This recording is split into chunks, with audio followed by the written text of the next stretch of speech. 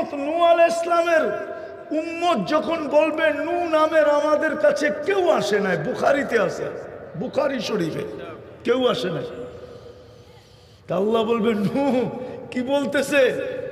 তুমি বলতেছো ৯৫০ বছর দাওয়াত দিছো, দাও তো কওমি লাইলা ওয়া নাহারা আলফা সানা ইল্লা ৫০। ৯৫০ বছর এরা বলে তোমাকে চিনেই না, প্রমাণ? তা আমরা আমাদের দিকে পাশে দাঁড়ানো থাকবো, আমরা আল্লাহর পাশে দাঁড়ায়া বলবে আপনার বন্ধুর উম্মত আমার সাথে। তা আল্লাহ আমাদেরকে জিজ্ঞাবে তোমরা সাক্ষী দাও কি করে? আবার কেস করবে, উল্টা কেস। উম্মত বলবে, নূহ আলাইহিস সালামের উম্মত বলবে এরা তো আমাদের জমানায় ছিলই না, এরা তো আসছে সবাই শেষে, এরা সাক্ষী দেয় তো দেয় কি করে? তা আল্লাহ জিজ্ঞাসা করবে তোমরা কোন জিনিসের বলে সাক্ষী দাও? তা আমরা কোরআন শরীফ উঠায় দেখাবো এটা কি। তা আল্লাহ বলবে আমার কালাম। তখন সূরায়ে নূহ আমাদের বাচ্চা বাচ্চা পড়া শোনাবে। ওই দিন আপনিও পারবেন সূরায়ে নূহ মুখস্থ, বাচ্চা বাচ্চা পড়া শোনাবে, আল্লাহ তোর কালামে পাইছি। আমরা জিতবো, নূহ আলাইহিস সালামের উম্মত হারবে। নূহ আলাইহিস সালাম জিতবে, উম্মত হারবে। আল্লাহ জিতবে, নূহ আলাইহিস সালামের উম্মত হারবে। আপনি ওই রাস সাক্ষী হবেন কিয়ামতের মাঠে উম্মত হওয়ার কারণে। এর চেয়ে বড় বেনিফিট কি চান? আরে বলেন না? হ্যাঁ, কিন্তু নবীর আদর্শ তো বাদিয়ে দিলাম, আদর্শ তো বাদিয়ে দিলাম, দুরুদও তো পড়তে চায় না। শুক্রবারে তো ১০০০ বার দুরুদ পড়ে না, অথচ আল্লাহর রসুল তো বলছিল শুক্রবারটা আমাকে দিয়া দিও। পার ঘন্টায় যদি ১০০ বার দুরুদ পড়ে তো শুক্রবারে ২৪০০ বার দুরুদ পড়া উচিত ছিল, কিন্তু কেউ তো পড়ে না। ৩ চিল্লা আল্লাহরও তো পড়ে না, চিল্লা আল্লাহরও তো পড়ে না। ওরা তো বলে আমরা নবীর মেহান্নত করি। তাহলে এটা তুমি নবীর কি মেহান্নত করো যে ২৪০০ বার তুমি দুরুদ পড়ো না? তোমার এই মেহান্নতের অর্থটা কি? কি মেহান্নত করো তুমি বলো? রাগ হয় না? পায়ে হাত দিতেছি। কি মেহান্নত করো তুমি? কিসের নবীওয়ালা মেহান্নত? কিসের মেহান্নত? যেই দিনটা নবী দিয়া দিতে বললো ওই দিন তো ২৪০০ বার দুরুদ পড়ে না। বলো কোনো ৩ চিল্লালা ১০০০ বারও পড়ে না।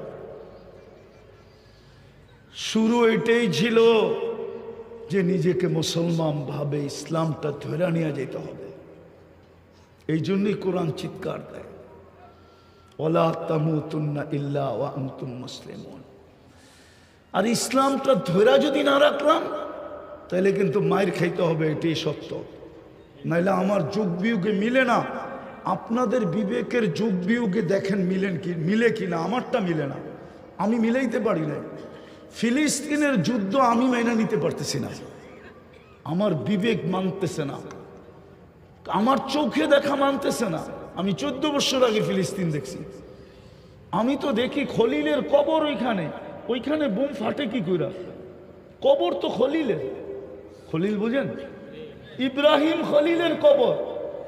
আমি তো চোখে দেখে বলতেছি, কবর আমার সামনে, এখন আপনাকে দেখাইতে পারতেছি না। খলিলের কবর যেখানে, ওইখানে বোম ফাটে কি করে? মুসা আলাইহিস সালামের কবর যেখানে, ওইখানে বোম ফাটে কি করে? মুসলমানের প্রথম কেবলা যেখানে, ওইখানে বোম ফাটে কি করে? ৭০ জন নবীর কবর যেখানে এখনো চিহ্নিত, ওইখানে ফাটে কি করে? ইতিহাস তো বলে দিয়ারুল আম্বিয়া, ৪ জন নবী ব্যতীত, অল্প কয়েকজন নবী ব্যতীত ১৬ লক্ষ সব নবী শামে আসছে। আর শামের ক্যাপিটাল হলো ফিলিস্তিন, আদি যুগ থেকে। ওইখানে বোম ফাটে কি করে? বুঝান, আমাকে বুঝান। আমি উলামাদেরকে প্রশ্ন করতেছি, আমাকে বুঝান কি করে ফাটে, কি করে ওইখানে বোম ফাটে? যেখানে ১৬ লক্ষ নবীর সম্মেলন হয়। মেরাজের রাত্রে ১৬ লক্ষ নবীর সম্মেলন ছিল বাইতুল মুকাদ্দাসে। আমাদের নবীজি ইমামতি করছেন, বয়ান করছেন, তারপরে সবার কাছ থেকে বিদায় নিয়ে গেছেন। সবাই বিদায় দিতে আসছে যে ওইখানে যাওয়া তো কারো পক্ষে সম্ভব না। আপনি যেখানে যাবেন ওইখানে ফেরেশতার যাওয়া সম্ভব না, জিবরিল মিকাইলের যাওয়া সম্ভব না, আরশের নিচে যারা আছে ওদেরও উপরে উঠা সম্ভব না। শুধু একমাত্র আপনার সম্ভব। আমরা তো যেতে পারবো না, বিদায় দিতে আসছে, আপনি যান, ভাগ্য আপনার। এই জন্য জিবরিল চলতে চলতে যায় বলছে আগে যান। আপনি আমি এইখানেই শেষ। বলছে কেন? দুই কারণ। আমার আগে যাওয়ার অনুমতি নেই। কি নাই?